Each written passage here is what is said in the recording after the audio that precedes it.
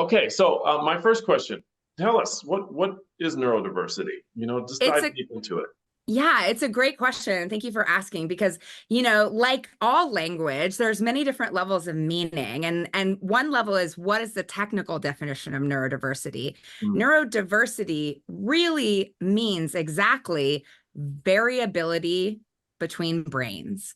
This is what I've been doing my whole life, under sort of trying to break away from the one size fits all model of how our brains give rise to our mind and our sense making systems to understand the important ways that brains differ. So, diversity is our differences, variability. And I know that in popular society, neurodiversity and neurodivergence, divergence means moving away from a center or a norm.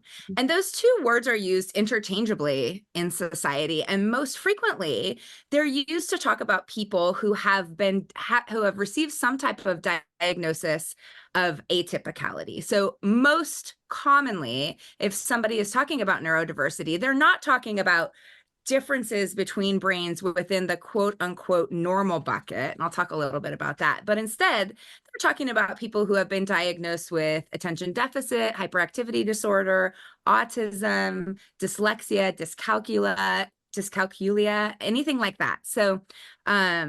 So I think that's a really good starting point, is just to acknowledge that there are important differences in the ways our brains shape our sense-making systems, and that these differences occur both within and outside of what I'm calling the normal bucket.